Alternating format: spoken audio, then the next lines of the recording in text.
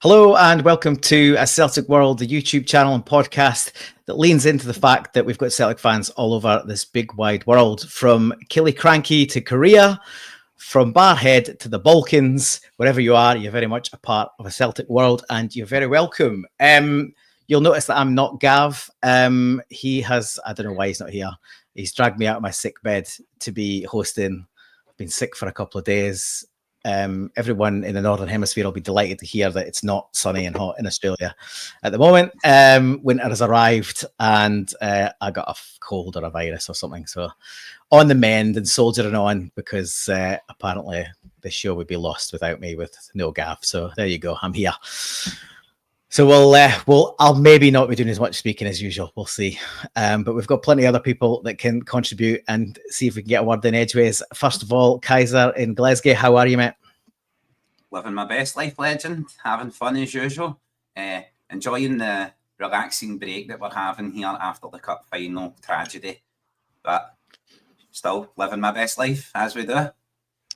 Good man, good man. And Lewis in Korea, congratulations, Lewis. You won your fight. I think I've showed a little clip, sporting a little bit of a shiner there. And me and Kaiser both made the same joke on the pre-banter with a bit of you should see the other guy. But congratulations on your fight, mate. Great to have you along. How's things? Yeah, good. The cup final probably was the thing that was shy of making it a perfect Saturday. I think that was the only thing that dragged it down a bit. But other than that, I've had a good weekend. So been a good week. I've kind of just been riding the buzz for the week, because as you do. So yeah, no, it's been good. Good man, good man. We'll get into the cup final soon enough. And last but very much not least, Brian in the north of Ireland. How are you, mate? Not too bad. Still getting over the cup final defeat, where we snatched defeat from the jaws of victory, and I'm sure we'll go over that. But no, going well. It's can't complain. Good man, good man. Well, let's hit a quick gander in the comments. It's busy already. See who's in there. Early on, we had Tam Mac coming in. Hail to you. We've got Jerry Smith. Morning, evening, afternoon, wherever you are. 4:20 somewhere. Good morning, all. So yeah, a few of the usual places. We've got one of our regular contributors, David in Bangkok. Nice to have you along, mate. There's a lot in there. I won't get to them all, but we will pull in your comments as we go. So chip in. As always, guys, you're as much of you're as much of the show as everyone else. So as any one of us here. So what are we covering today? I haven't got a little agenda to post up, but I will tell you what we're doing. We are mostly looking back and forwards. We'll be looking back and picking through the bones of the cup final. A bit of catharsis, I would say. None of us here have had our say on the show yet, so we will do that at the risk of going over old ground. But I think probably all got a bit to say on it. So we'll cover that. I'll take a lump of the show. Then we will start to look ahead to pre-season and beyond the window. What we need to get in place before that Champions League qualifier. Massive match coming up in August. It will be around before we know it. And yeah, we've not usually had our work done in the transfer window all that early. So we'll see how we get on. And we'll chat about that later on in the show, and then we'll do a bit of a roundup on a couple of other bits and bobs that are happening outside of the Celtic bubble. And we'll also sort of touch on the panel's plans for the close season. So yeah, I guess without further ado, we'll get into the cup final. What are we, 5 days on? I guess for myself, I would say, yeah, had time to digest and think about it a lot. And I'm still, I said this off air, I'm still really annoyed. I just think it was a massive opportunity wasted. And I think we've touched on this a bit over the last sort of few weeks and months. Is really the only way we were going to mess up a treble was being complacent and lose it rather than and give it away. And I think I don't know if you want to, if you're kind, you say we run out of steam after a long season. If you're unkind, you could say there was a multitude of reasons, and we'll get into them, and they all kind of created a perfect storm.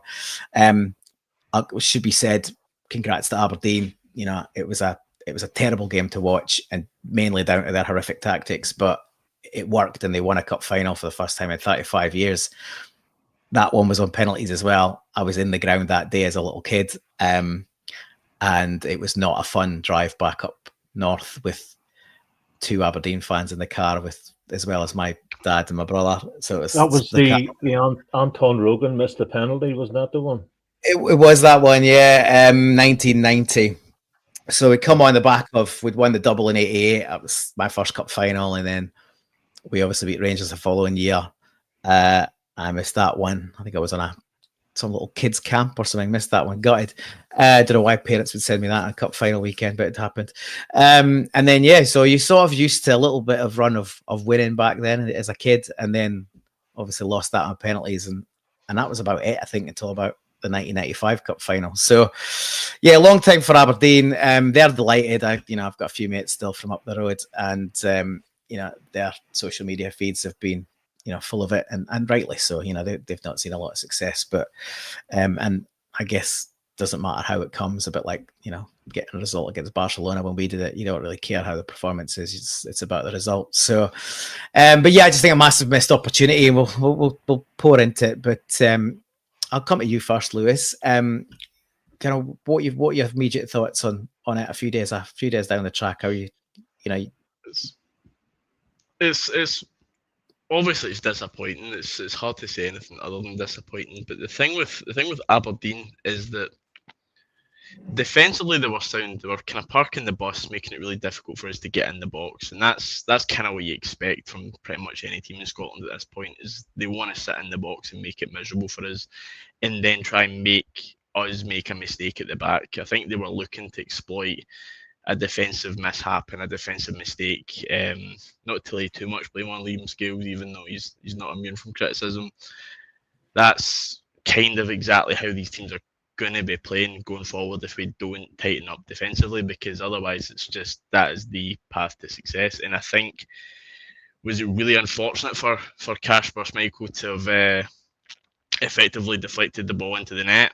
Yeah, but the fact that we were in that position to begin with is down to defensive sort of being a bit lackadaisical in defence, whereas we should have been a lot more solid. The ball should have been anywhere near that position to begin with. Considering I think the last time we played Aberdeen, it was 5-1 at Pittodrie, so it's to go from that at their home ground to effectively throwing away a lead is quite,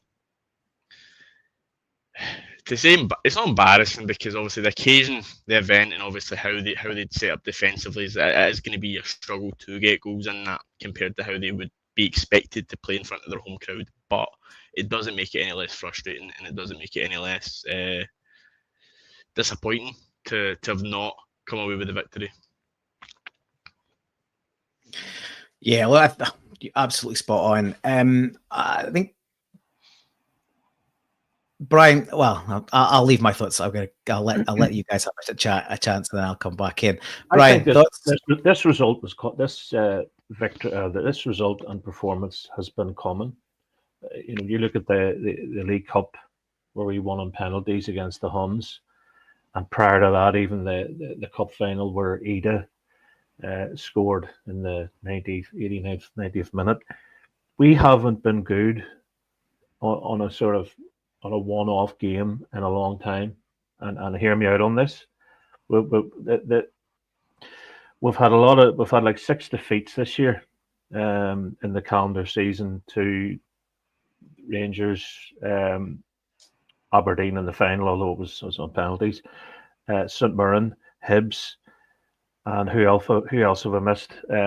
So we have not been playing. I don't think we've been playing great. We've been not papering over the cracks, for want of a better word, but we haven't played.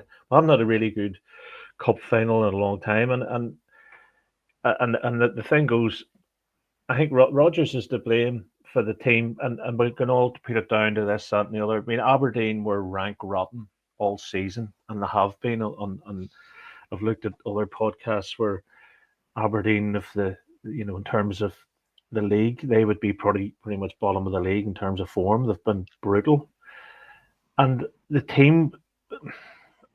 He picked the wrong team. His substitutes were weak. I think he thought, wait, we'll have enough in the bag to get us through, but there was too many individual mistakes. There seemed to be, you talk about McGregor. This was McGregor's first ever loss at Hampden, ever in his life, from the boys' clubs right through. And although at the time when he was crying, I was like, come on, need you to steady the ship here, Cal. But a lot of guys didn't turn up on the day, and it's like in work. I mean, there's many a day you come in, you're not. I mean, there's Paul. You today, you're not feeling great, but you're here.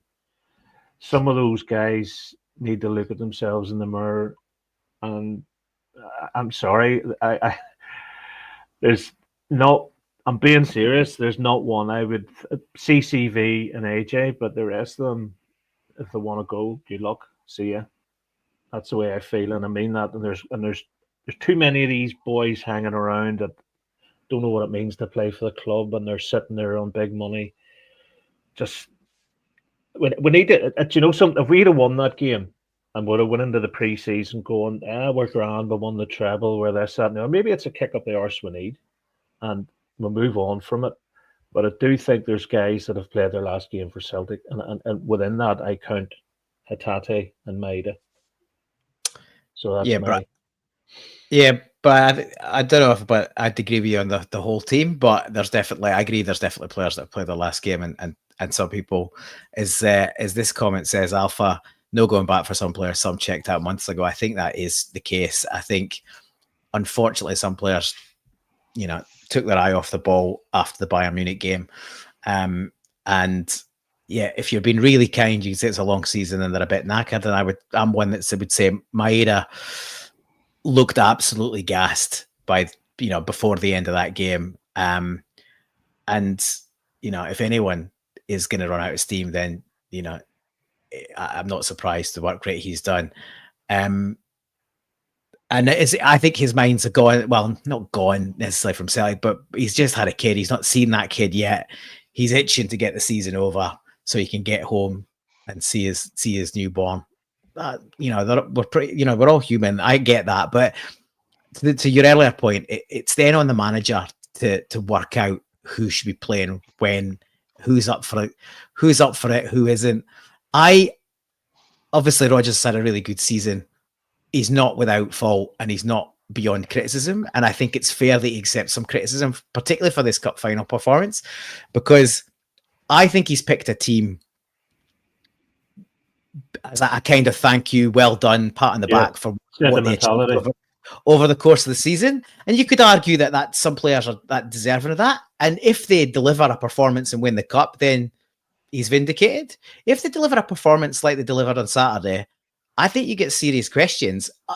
If you look at, well, here you go. You got second string goes out a week earlier, 10 days earlier, and beats Aberdeen on their own patch 5-1. Now, obviously, it doesn't really count for much to either of those teams, but it's not a dissimilar side that Aberdeen sent out. They're probably a bit more aggressive at home than they were in the cup final. But I think the main difference is you've got players really hungry in that game. And then you've got a team that is, I think, a bit complacent going into that cup final. I said it when we picked the team for the last game of the season. I said, that looks like a team getting ready for the cup final. And you don't need to play the exact same team 1 week out from the cup final in effectively a celebratory party, dead rubber. You could have easily played a mix of experience and youth and second string, and kept it mixed up and make people guess and see if there's a place. I think every one of those players probably knew they were starting for the cup final a week earlier, and I don't think that's good for anyone. It's not good. Like if you're guaranteed your spot, where's the pressure? Where's the stress to deliver? It's not there. Like and they delivered a piss poor performance against St Mirren, and they didn't lift it again for Aberdeen.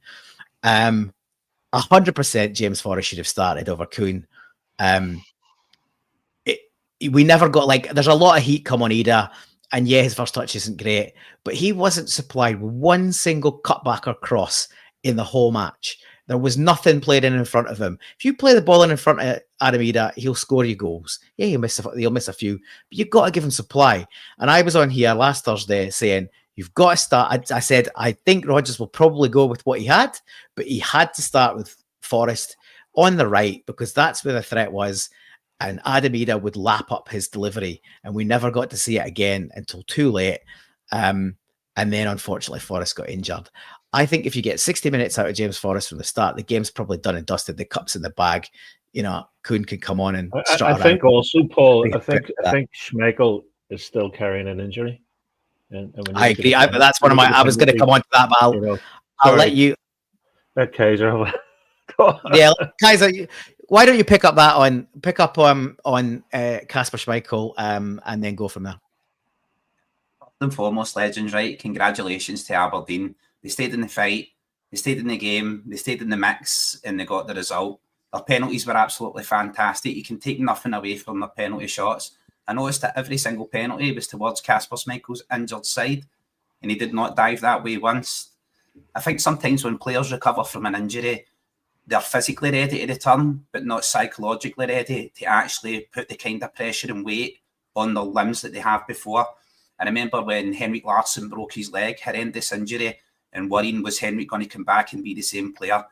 Well, that's a rarity that Henrik Larsson came back and he was just as good a player as he was before. And also, congratulations to Lewis. I seen that punch, bro. Boom, knocked the guy right out. Outstanding. Loved it.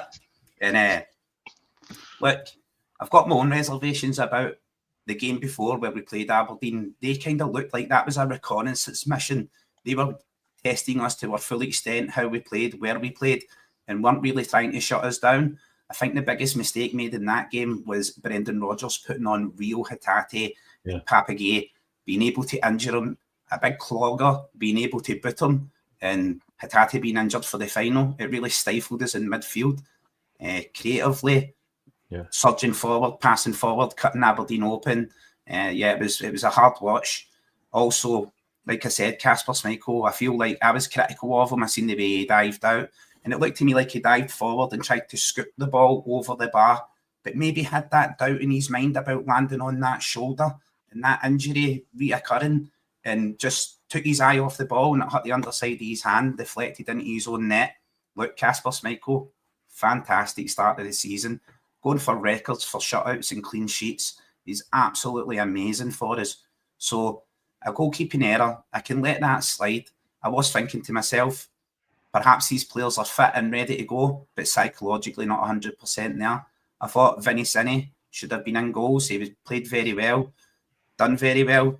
I didn't know why Brendan opted for Kasper Schmeichel, but if Kasper was telling Brendan that he's 100% ready, then the manager's going to go with it. Really, the tactical changes from the manager that we don't see, no change in formation, nothing like that. It does make people look at Brendan Rodgers and say an elite level manager adapts to situations and reacts. For me, Brendan Rodgers is an elite level manager because of his knowledge, his experience, and his ability to cultivate talent, his ability to take players and make them better. We've seen him do it across the squad. Personally, Daizen Maeda with his family increasing, I would have gave Daizen Maeda time off. I would have sent him to Japan, realising that his family are incredibly happy in Scotland, and it's one of the key factors in him staying at the club. So that would have been paramount for me to have Maeda as fresh and happy as possible. I would have let him go home early and spend the time with his family. So the thing about it is, he hadn't scored. Maeda hadn't scored in 5 games. So if we're going back... You can tell, Brian, for me, some players, as we say, is mentally checked out. I think in the Bayern Munich game, Alistair Johnston's confidence took a dent with Alphonso Davies, his international teammate, coming on and scoring in the dying embers of the game on his post. We all know what friends are like, especially when they manage to stick one in against you. They rib you to the core. So I think his confidence took a little dent there. And also Kuhn being missing in action. For me, he's been missing in action since the game at Ibrox when Jeff Day gave him a smack in the nose.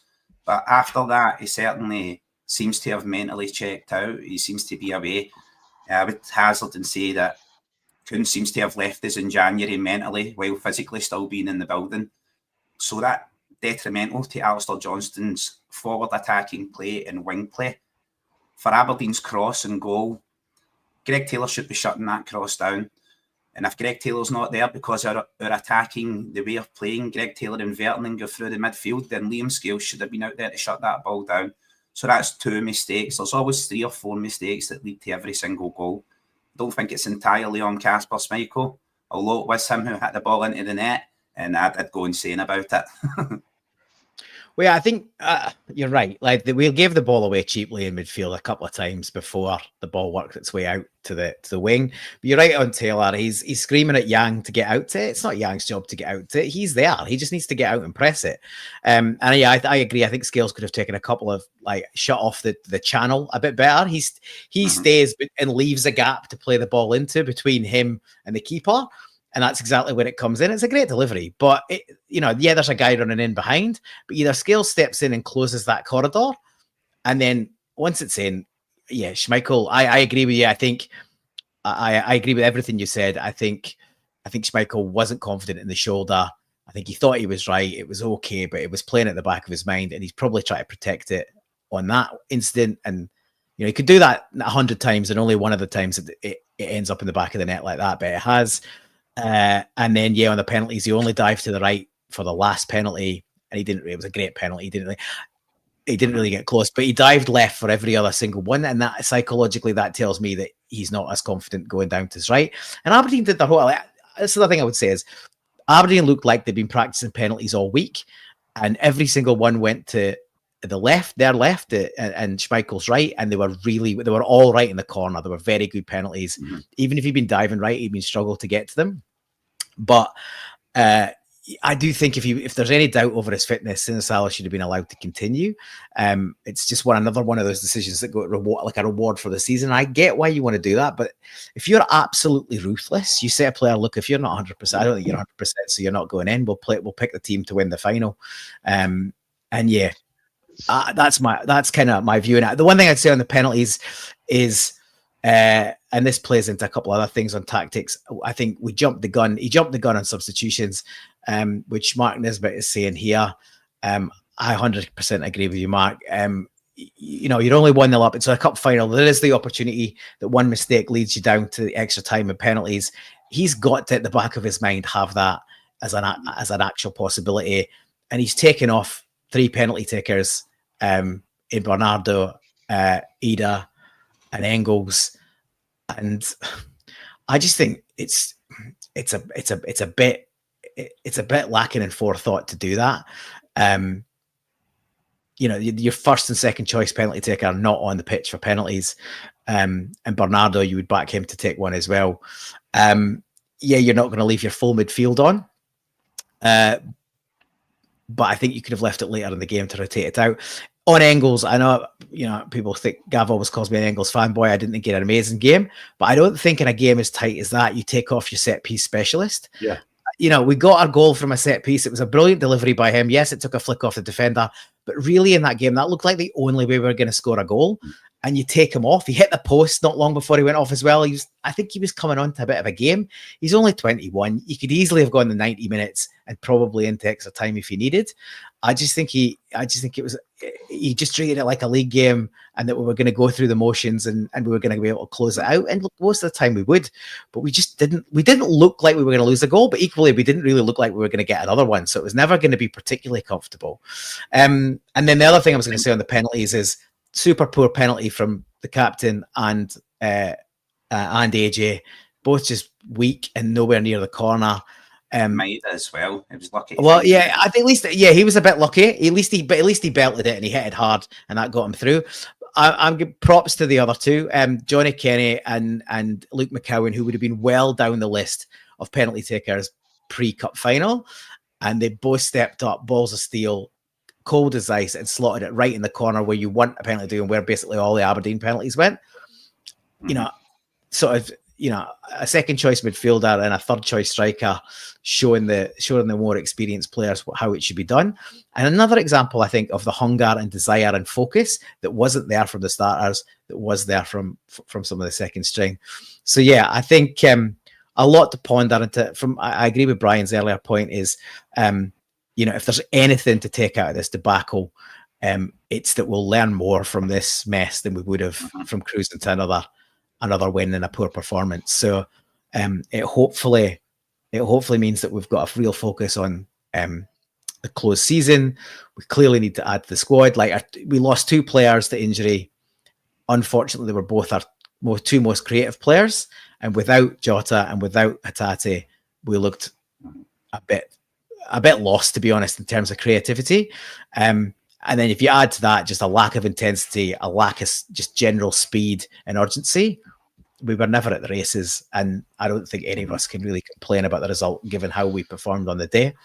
Has anyone got any other thoughts on the cup final in terms of how it went down before we sort of pivot to look at the season? I was delighted to see Aberdeen tour their city in the bus they parked at Hampden. It was an open top bus.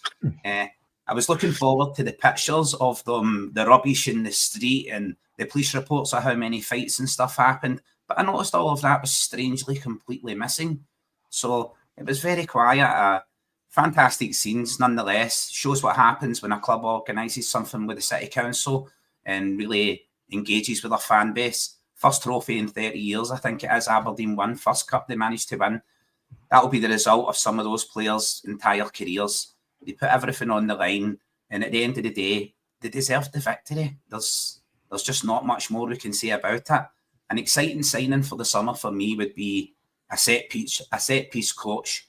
Get us in a set piece coach who can have us scoring from crosses and corners. We get about 30 a game and never capitalise on them. And also for our defensive setup, get a winger out there, a left back who actually plays the position and presses those crosses and shuts that down. You could have stopped a lot of that. And before me, right, in my opinion, before you play a player like Kasper, you stress test that. You take him into training, you make him dive every way, and you rely on your goalkeeping coaches as well to tell you he's ready. So I can't be too harsh on it. You know what I mean? I think we were lacklustre, lost a bit of direction, lost a bit of drive.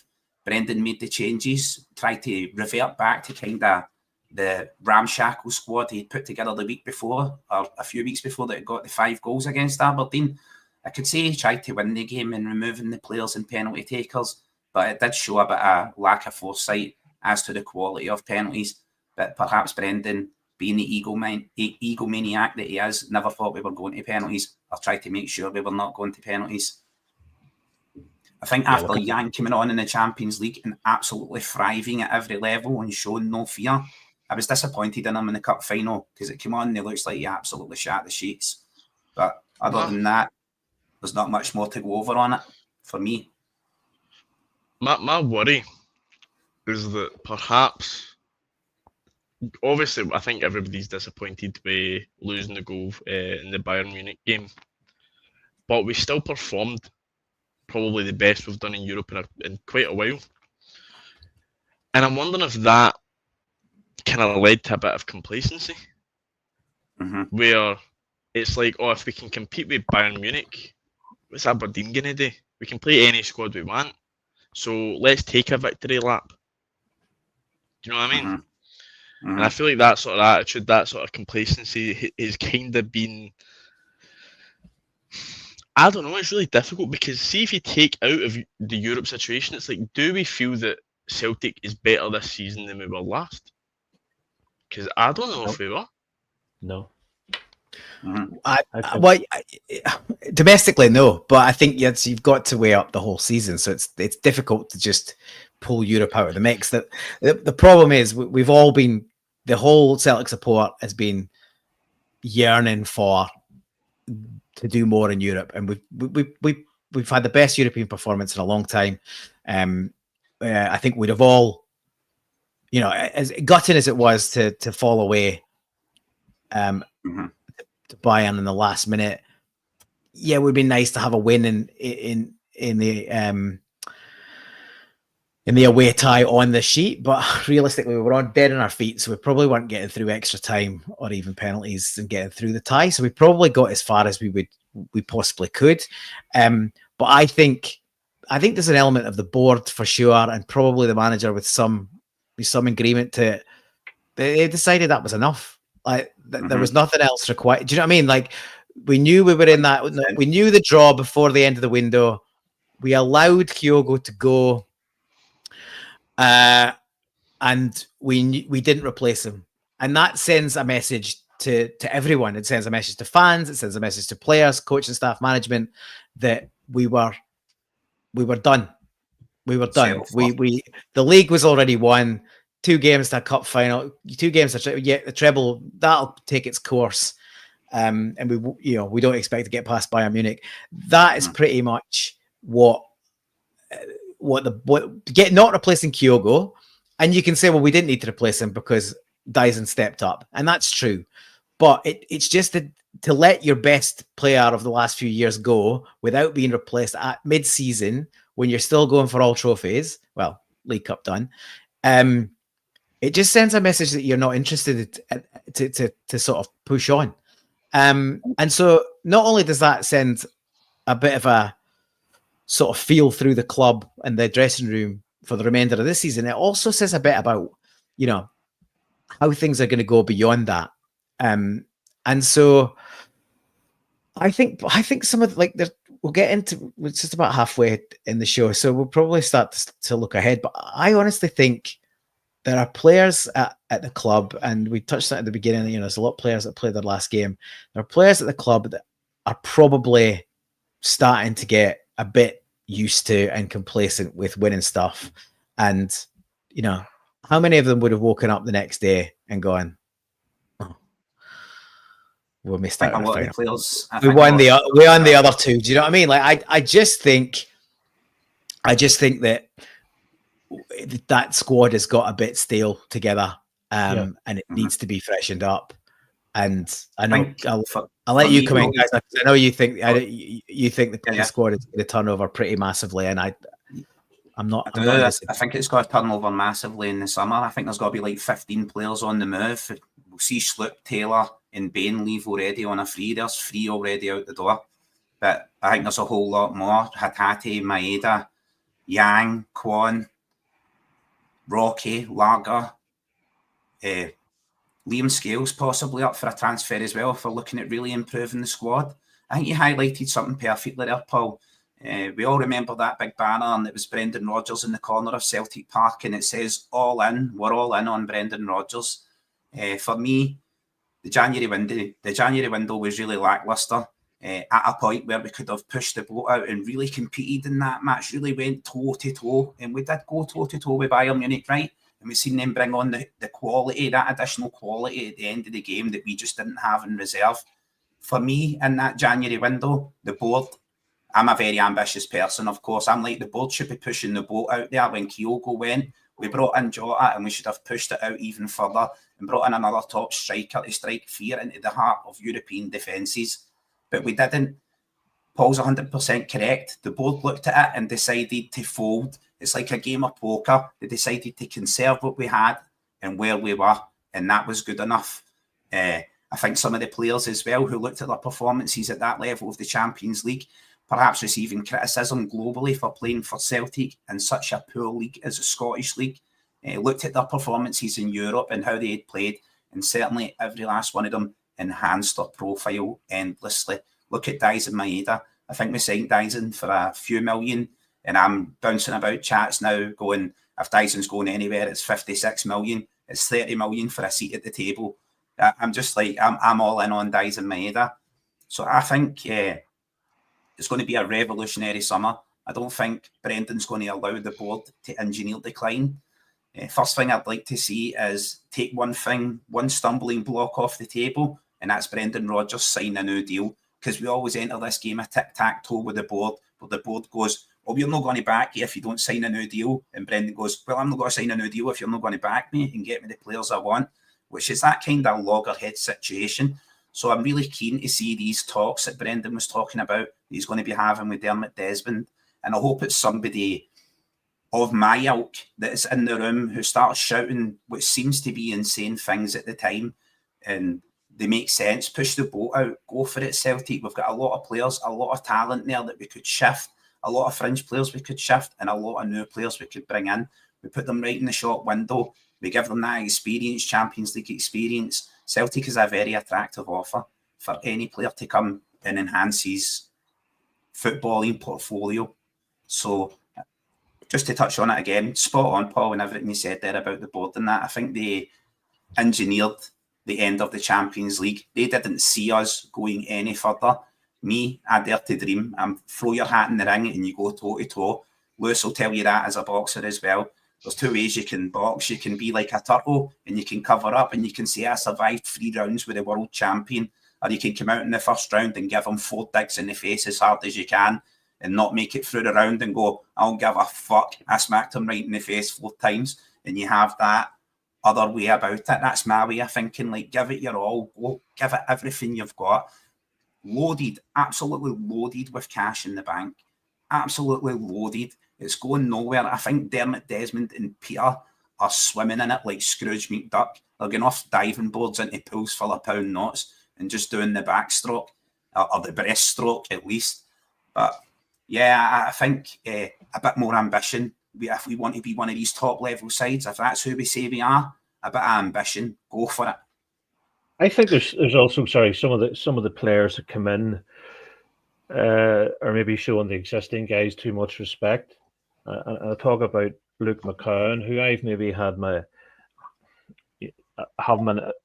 a great fan of, but you know, McCowan he deserves to be there, but he also deserves to be the one that grabs somebody by the throat and says, "Come on, get playing here." You know, but there's nobody. I remember your young fella used to play for Celtic years ago, Brian McLaughlin. He was about 5'3", wee winger, but he wasn't afraid to get stuck in. Manchester United, Brian McLaughlin. Right. Yeah. I'm sure I went to a training camp in Old Trafford with Harmony Row and I met Brian McLaughlin, Ryan Giggs and stuff while I was there. It was absolutely... Nah, you're thinking of Brian McClare. Brian McClare, but sorry, yeah. Brian McLaughlin was a wee they called him Jinky. He was a small wee guy. He ended up, he played down south. He had a decent career down south. He was at Preston and Burnley and teams like that. But I'm not using him as an example. I'm just saying, as Strachan always said about being brave on the ball, and it doesn't necessarily mean getting the boot in. But I think there's some almost not elitist kind of behaviour from some of the existing Celtic players. I mean, like, I love when Ralston comes on and he doesn't give a monkeys that he's only playing 10 games a season. He gets in and he's vocal, and I like that about Sinisalo when he was in. But I think there's a them and us kind of thing going on at Celtic with the sort of the first 11, the normal starters, and then there's the sort of fringe players who I don't know if the chasm, Brian. I think the chasm between the fringe players and the starters is just a little bit too wide. And I also think Callum McGregor playing in that deep lying role. Basically, for me, when it comes to Scottish football and Scottish midfielders, Callum McGregor is a Luka Modric of Scotland. If he's playing in that role in the number 6, he's meant to take the ball from the defence and orchestrate the attacks through midfield. He's been marked by one guy, one hammer thrower, one clogger in Scotland, and he can't shake the marker, pick up the ball, turn and run. And like, it's time to look at Callum McGregor playing in that role and look at bringing in an actual ball-playing 6, defensive 6, and move Callum forward. I think McGregor's another year, and then it'll be, remember the way Scott Brown went, God love him, and lost a bit of pace, and it's the day will come, the day's coming, that he's going to be not there. So I think Callum has the intelligence, the footballing intelligence to lose a half step of pace and still orchestrate a game. I think he just needs to do it correctly. He's just not shaking. He's coming back towards the defence. He's not shaking the marker. Then he's pushing out and it's leaving Liam Scales or CCV always playing the ball out of defence. If we're going to do that, then I want a really, really good ball-playing defender. If he's going to bypass midfield and bypass Callum McGregor, if Callum McGregor's dropping deep in order just to draw their midfield deeper so we can play over them or play through them, then I really want a really good ball-playing defender rather than defenders who stumble, or Liam Scales is excellent, powerful running forward, but not really good at his distribution and passing. But Cameron Carter-Vickers as well. It's a good point, Kaiser. And I think that this is sort of indicative of where we are with the squad at the minute. I absolutely agree with you. We need another centre back. We haven't got a first choice centre back to partner CCV in the building. If CCV is finally going, maybe I'd like to go somewhere else and try something else, then we've got a real problem, because he's the only centre back in the club, and we've got hundreds of them.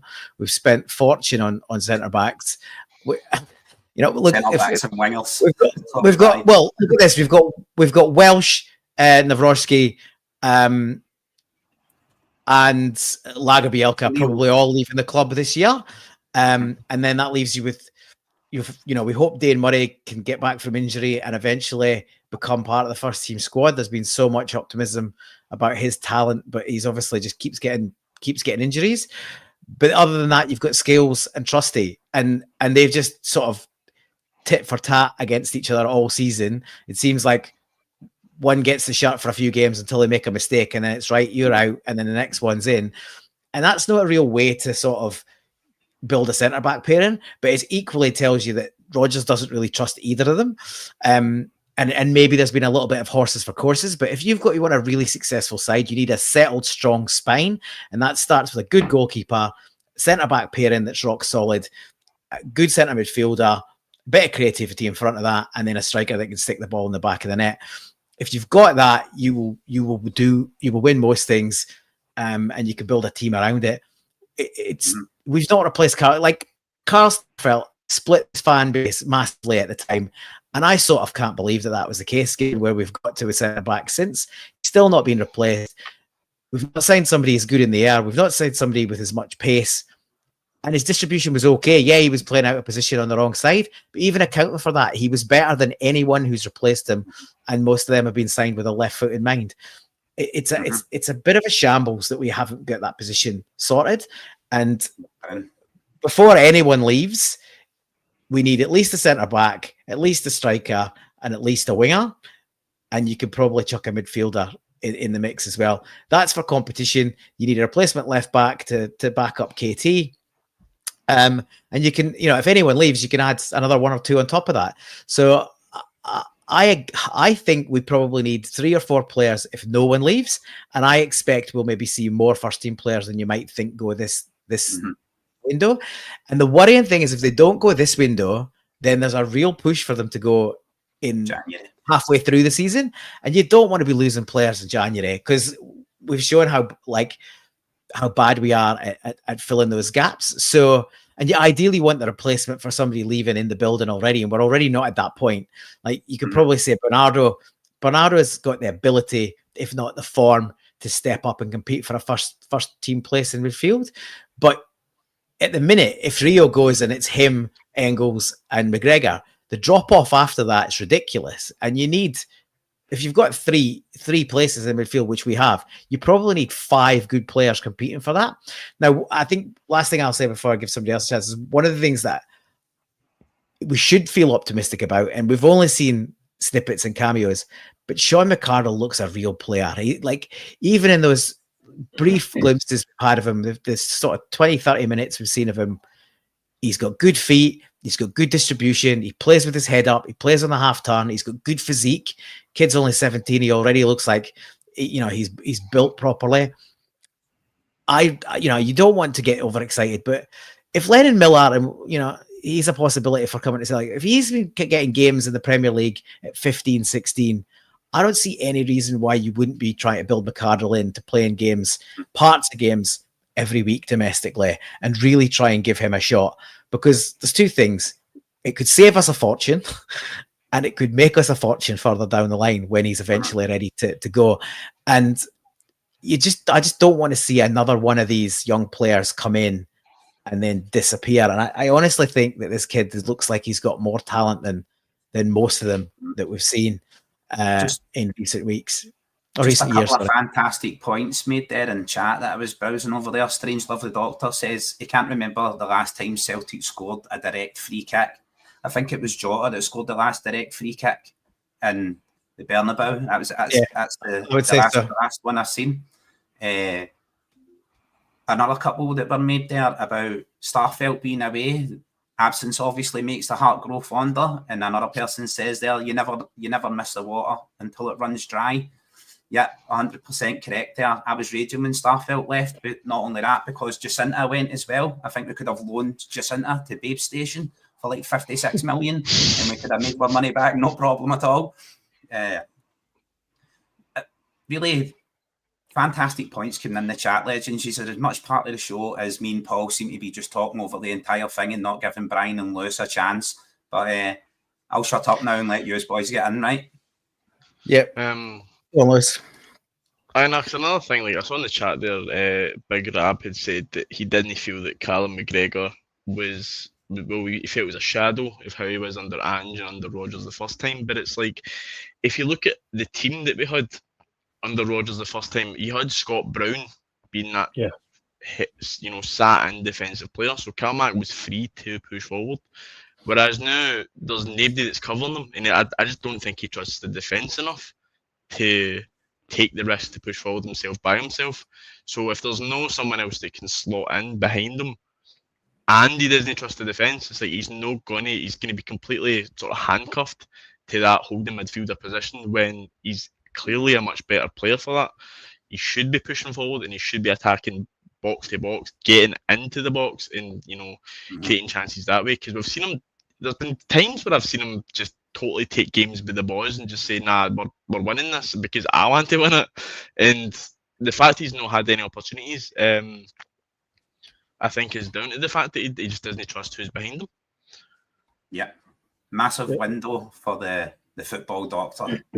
I think as well, there's, on the back of what Lewis is saying, there's too many people who have been around the place, I call in inverted commas, career footballers who are sitting on their third, fourth year of a contract. And I put Bernardo in that, and I don't think Bernardo's a player at all. I think he's a 6 out of 10. He's taken up a jersey that maybe McArdle should be taking. I think there's too many people have been about the place. You need, in any walk of life, Lewis, if you were to fight the same guy every week or the same bunch of guys, you know what I mean? You need people in the place that's going to give people a lift, a new personality, somebody a bit vocal. There's not too. I mean, I'm glad KT's coming back because there's a leader there, But as we stand, we have maybe 3 leaders in the team. Calmac, obviously, CCV and AJ, and everything. I don't think Dyson's great at what. I don't think Dyson will do the same again next season. I mean, I think he's a Lee Griffiths 40 a season, and then he'll go back, revert to type. I think we need to break the team up and go again. And there's too many people have been around the place, hanging around, picking up a wage. Stephen Welsh, the list goes on. I can't think of it, but like Scott Bain and all. There's been too many people around the place. It's almost a bit safe. I'd rather somebody who's 9 out of 10 one week and 4 out of 10 the next, but they can do something on the pitch. Somebody's a bit of a maverick kind of player, and there's players out there. They don't always have to be these athletes. Look at Isco last night. You know what I mean? Did anyone see the final, the conference final? Oh, they got Chelsea 1-4-1. But your man Isco, like for the first 45 minutes, he was running around thinking he's like a 19-year-old. But it's just we're too safe, we're too passive. Need to have, I don't know. There's something really missing in that team. And when Jota came back, I thought he was going to provide it, but he didn't. Picked up that injury, Brian. Yeah, till the injury, he was sort of huffing and puffing, but I don't know what we do. We need, for me, if it was up to myself, we need a proven striker. And I couldn't believe, and they're going to laugh at this, Simon Murray is going to Queen's Park. He could have done a job for us for 6 months in the league. You know what I mean? Just bring us on for the last 15 minutes, like a Stevie May. I know it's not what we're after, and maybe look down our nose at it. I put Martin Boyle into that as well. I don't care, but it's goals. That's all I want is goals. There's one every week, Brian. You've got one belter every week, and what's this one? Simon Murray. Something. Simon Murray and Stevie May was worse, to be honest. But no, I'm saying these are players or replacements that come on for 10 minutes. You're not building a Right. team around them. You bring them on horses for courses. If you'd have brought on your man Simon Murray from Dundee with 10 minutes to go, I could guarantee there'd be 3 or 4 shots on goal, as Martin Boyle, as maybe Stevie May. Ryan, you could have brought me on up front at 10 minutes to go, and if you don't give him any service, he's still not going to score.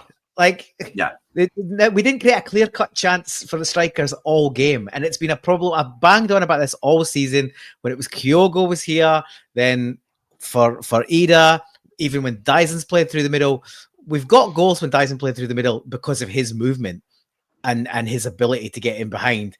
The ball's been played forward to him, and he's got goals. We haven't got to the byline. We haven't pulled balls back. We haven't cut back crosses. We haven't swung crosses in. And we've scored a barrelload of goals this season, and we've starved our central striker of service all year. So it's sort of a bit of a miracle we scored as many goals as we have, given how poor the service has been to the front man who's supposed to be the goal scorer. But the way we play has, for the most part, has meant there's goals for midfielders and wingers, and they've scored a hatful. But I just think I agree with you, we need to sign a striker, but we need to sign a striker that pushes Ida down to second choice solidly, and Kenny down to third or even fourth, and we may be bringing 2 in, because Jota's out for 6 to 9 months. So if Maira's still around, and I have my doubts, I'd hate to see him go. And so somebody else said earlier he's irreplaceable, and I agree with that. But I feel like him, Hatate, basically the players that were around for Ange's first season are now nearly 4 years down the track, or 3.5 years down the track on those players that came in the January window. I feel like they might be starting to look for something different. Sorry, Paul, just to grab on something Brian said as well. Like when he spoke about Lewis and his boxing experience, I'm sure, like, I loved Ange Postecoglou's Celtic, and it was always plan A. There was never a plan B, people says. And I was always like, well, when you're a master of one thing, everyone else needs to adjust to you. You don't adjust your game for other people. And I'm sure as a boxer, when you're developing, and I certainly was as a youngster developing in boxing, you assess opponents, and styles make matchups. You assess your opponent, you look at how you can hurt them. But there is a time where you reach a level where everyone's assessing you, and they all need to adjust to you and your talent. I'm sure that's what you're aiming for, Lewis. And that's what I want Glasgow Celtic to be aiming for. I want us to be the A-grade benchmark. We don't change our tactics for no one. Everyone changes their tactics to try and play against us and adjust us. And I think Brian was right in saying, maybe not the players that he says, but I think there is something to be said. We've seen it all season long, also with our rivals, Sevco. Very good out of possession, very good at harrying and counter-attacking. Done absolutely nothing against a low block because they don't have the players, the horses for courses, so to speak. Those players who can come in and tear apart a low block. Those skillful players, those fair weather players, when you're winning 1-0, come on and start doing Rabonas and getting the fans screaming and cheering. But when you're in an actual dig, an actual match, sometimes they're not there. We've had players like that from time to time. But I would rather see. Sorry, Kaiser. I'd rather see Home. Well, it's in my head. I'd rather see Home getting a jersey than Bernardo. I'd rather see Home getting a jersey than McLaren. I like Bernardo, Brian. I think Bernardo is absolutely fantastic, right? And I think it was an absolute steal for us to get him for $3.5 million. Portugal under-21 captain. He progresses the ball excellently through running. He's a fantastic defensive midfielder as well. The one thing he doesn't do too much of is pass the ball forward. He's always progressing it with running. Does he know his position, though? That's the thing. What is his position? He's not attacker. He's not defense. He can play defensive. He just, to me, We've said that about Engels as well, haven't we, Brian? Does he know his position? Callum McGregor, is he right in that position? Really, I think we're all looking at the midfield and going, it's time for a refresh there, time for reform and maybe a bit of change. Maybe Brendan would change the tactics, go 3-4-2 if we had the players available to do it. Maybe he's looking at and going, we don't have the players available to do that. I could look at the Aberdeen game and go, well, Maeda is absolutely athletic when he's breaking through the middle, But when a team's got 10 players behind the ball on the edge of their box, there ain't nothing to break through. Like I used to say about Kyogo, Kyogo was a sophisticated lockpick for unpicking European defences. And big Georgios Giamakis was just there to kick the door right off the fucking hinges. Sometimes that's what you need. You need the guile and the craft to get through teams. And other times you just need a big guy to come in there and just boot the door right off the hinges. I think that's where we lose out on the crosses and the things we do manage to win through our attacking play against these low blocks. Crosses into the box from corner kicks are just a non-threat, just completely non-threatening. I just don't understand how Celtic with such height and pace. The only person who sticks his head in the ball is Liam Scales. I think he's the only person who's not worried about losing a couple of brain cells and some ginger good looks. Well, guys, we're nearly out of time. There's a couple of things Gav wanted me to cover. So, in the interest of sticking to the boss's remit, we'll wrap it there. I think we all think there's going to be a reasonable turnover in the squad this year. I certainly do. I agree with Kaiser. Whether it's as many as you think, I think it will be significant. I'm keeping my fingers crossed that we can keep some of the key players because it'll be a lot to replace in one window. That said, we've all seen what happens when you persuade players to stay that don't really want to be there. Undoubtedly, their performance levels drop off, and it can affect the rest of the squad as well. So, massive job in the summer. We'll watch with. We've seen that with Kyogo. I think Kyogo was that far off the boil. He was half frozen before he left. I was delighted to see Kyogo go. He hadn't scored in months, and he was completely off the boil. And people are dreaming back to the fantasy that was Kyogo when he first arrived. I was delighted to see Kyogo go. I was delighted the club got 10 million for him as well, and I was delighted to see Jota come back in. So I was disappointed we never picked up another striker. I'm going to put a name out there, Kaiser. And he just got relegated, and you could pick him up for $500,000. He's an international, and he knows where the back of the net is. Ronan Hale from Ross County. That's what I meant about the Stevie May, Simon Murray type of player.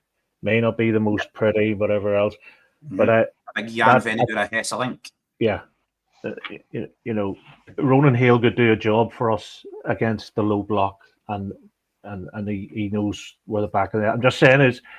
To have as a squad player, and he's from he's from Ireland, so you can't really count him in the Scottish coefficient or whatever the hell they call it. But look, there's players that are in the squad picking a wage up and are happy and comfortable, and you can't be comfortable playing for Celtic. End off. I'm not so sure about Ronan Hale, but I agree with you. You can't be comfortable. I think with 100 million quid or whatever it is in the bank, we should be setting our sights a little bit higher, but that's okay.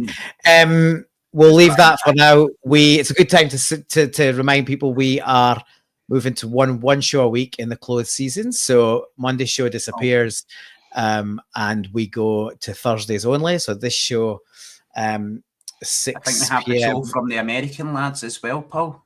Yeah, we do. So yeah, well, good pick. I was going to get to that as well. So yeah, we had the first show went out. I think early hours yesterday morning. It was Wednesday US time, so obviously we're a Celtic world. We've got fans all over the world. That's the point. Gav's been chatting to a few of the guys in the States, and was keen to try and get a show up and running. So they did a first show with 3 guys. I think Tennessee, Detroit, and Pennsylvania. With Shawnee Boy, who was been on the show as a guest previously. He was sort of hosting. It was a sort of debut show for North America. It's on the channel on YouTube. Check it out. If you want to see that.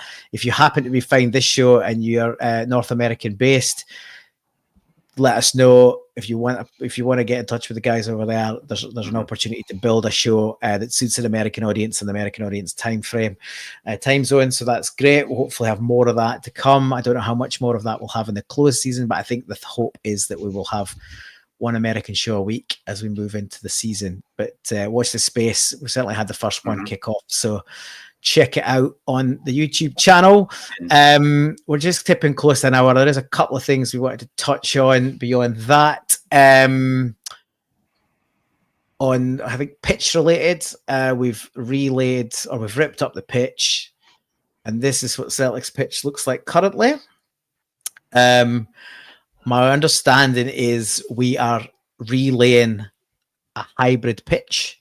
Now, I did some dig. Does anyone any before I get into? Does anyone have any of the science and knowledge on a hybrid pitch before I hog this part of the show? From what think I'm a aware, hybrid is it pitch- no? Go on, I'll let you. Liz. Is No, it mate, no you like? got it in. It's no fully like artificial turf. It's like it's sort of wee funnels that the grass can grow to, and that kind of makes it sort of more rigid and easier to maintain over the course of a season because it can't get the grass too short if it's dug into, because they've got that little tube protecting the sort of base here, so it makes it easier to maintain over the course of a season. That's what my understanding is. I think it's like sparse pieces of artificial turf on a panel. Like you're saying, it's like an egg crate, but it's holes. It assists in drainage and lets the grass grow through, and caveats the artificial surface as well. It's meant to make the pitch look greener, better for longer. I think there was something that Brendan said the last time about the hybrid pitch. The grass was infected. I don't know how that happened, Legends, right? But that's probably how we never won. We've got the best grass trophy this season. And there was the fact that Rangers had a few months off while they were waiting on their steel for AliExpress, so their pitch got a rest. Aye, so basically it's that's there's that sand and soil's laid and seeded. There's apparently over 1 million synthetic strands that get pushed 18 centimeters into the ground. They've got a machine that puts them in. Then the grass grows over the summer, and then the new pitch is ready. Right. It's about Like 95% grass and 5% synthetic surface, so it's still majority grass. But yeah, to Luce's point, you're giving it a bit of a Is helping that not hand. space? No. Yeah, it's Brian. There he is, the comeback. Another Brianism. So yeah, that's the pitch. Apparently, last time we laid a hybrid pitch was in the first or second of Rodgers' first or second season. So it's probably done 7 or 8 years. So it's due a relay. So that's going on. Whilst we're on pitches, let's quickly shoot this up. We are looking at 3 artificial surfaces for the new season. Livy are up, and I think people got excited because they said they were going to relay their pitch, but they're just going to relay it with another artificial pitch by the sounds of it. We've obviously sense because it's banned after this season. All artificial surfaces are banned for the Premiership after this season. Well, maybe they're expecting to go back down, Kaiser. And then obviously Killy and then Falkirk are coming up as well. And apparently they've got like a state-of-the-art sort of better quality than just the Astro carpet. So it's bane of our lives playing on those surfaces. They're bad for injuries. They're bad for, being able to play slick passing football. So well, when you think about it, there's 2 games. There's the games against Livingston. Martindale will want to be putting one over on us, and then of course he's going to lay down against the Sevconians. Mm-hmm. Hearts have got a new manager, have they? Or they still? I don't know. I don't think know. so. They've got Derek McInnes. They've got McInnes there, so there you go. There's another few things going. I think it's good. We need to be very careful going into this pre-season, and if the board don't get it right, we could be in a title race and also looking down the barrel of the Europa League. I mean, this team. I have no great faith in this team, and certainly about management also. And we've been motoring along. We've been asleep at the wheel, and yeah, careful what you wish for and all that. But I have a bit of the fear going into the new year. Into the new picking season. it out there. I think that's 8 games on artificial surfaces next year. I do know from a quick Google search that there is a 60% increased injury rate of non-contact injury to your knees and ankles and hips on artificial surfaces. That's just with the surface not giving way like grass beneath your boots and stuff like that. Doesn't bode well for people like Kieran Tierney. I think any player that's looking at coming to Celtic and caveating Kieran Tierney being here, who I think will be arriving on the 1st of July, we'll be looking at that, and they're definite games that they'll be getting. Paul, I know you're trying to go on to the other things that Gav wanted. I think it was a little bit about what the going-ons down in Liverpool as well, mate. Yeah, we'll touch on it really briefly, but we are gonna get out. We're over an hour, so we're gonna wrap it soon. But yeah, Gav just wanted to get our thoughts on this, and I guess if we think about it with a Celtic slant, it's obviously coming down to after trophy celebrations, shocking scenes in Liverpool, where this guy just drove a car through the middle of the crowd. We still don't seem to have much clarity on the rationale for it, but shocking stuff. And obviously hope everybody makes a full recovery. But I guess, yeah, it's been a lot, and we've obviously seen a lot of celebrations in. You touched on Aberdeen's bus through the city, and I think 100,000 people came out or something daft like that for that. And yeah, there's been open bus stop parades in cities all over the UK and Europe, and yet when we try to engage to get some sort of event, it was pushed back on, and not only was it pushed back on, it was on the same day as there was an Orange March allowed to walk through the streets of Glasgow. So I think a bit concerning in terms of the engagement with the council and the police, in terms of how our celebrations are treated compared to other parts of the world and other parts of the country even. Any last thoughts on this stuff, guys? For me, I just wanted to bridge over it. It shows that we should have organised fan zones where people can go and celebrate and be protected. You don't need to worry about going down the street. We should. The club should be arranging things like this. And also Aberdeen, 100,000 people turning out shows the volume of support accessible to Aberdeen should they start playing well again. 100,000 people on the streets, that's support in Aberdeen that you can access and fill your stadium if only you would pick up your ideals and go for it a bit better. But yeah, mate, that's just heart goes out to all the people affected down in Liverpool. I have an affinity with Liverpool, of course, all the way back to the Hillsborough disaster and the way the Scottish Sun spoke about the fans. I always hold judgment, I always keep my mouth shut. We don't know the entire ramifications of what went down there, but thoughts and prayers go out to the families affected and the people affected and injured. If that had happened, sorry, Kaiser, if that had happened at a rugby event, would things have been different? That's what I'm trying to say. We get looked down on as football fans, and you know, you're allowed to drink at rugby games, and they're allowed to be pissed and puke over fellow fans and all the rest of the shenanigans goes on with that. So I think it's a real two fingers up to the working man. There's always been this sort of snobbery thing about rugby versus soccer, football, and you know, you could what money we put in to the economy, being Celtic fans, being football fans, being soccer fans, and there really is, and the way we're treated by the police as well, the horses and all the rest of it, and kettling in. I mean, that kind of stuff never happens in rugby. So why should it happen in football? That's maybe for another day, but yeah, I think we're out of time. And look, I think a disappointing week or a couple of weeks from the authorities in Scotland, in particular police. And I'll finish it by saying I was hugely disappointed to wake up to the news that the kneecap appearance at Transmit Festival in Scotland has been kiboshed by the police and organisers. Just another ridiculous incident. Good to see the O2 step up and put a gig on to try and give local fans the opportunity to do that. But it's just a kind of another example of the state of the country at the moment. Complicit. Yeah, absolutely. So look, we've covered a lot. Thanks to everyone in the comments. We've been going, we're well over 100 on you there. If any of you haven't yet subscribed, please do like the show, share it on your social media. We've come to the end of our second season. We'll be back for a third season, bigger and better.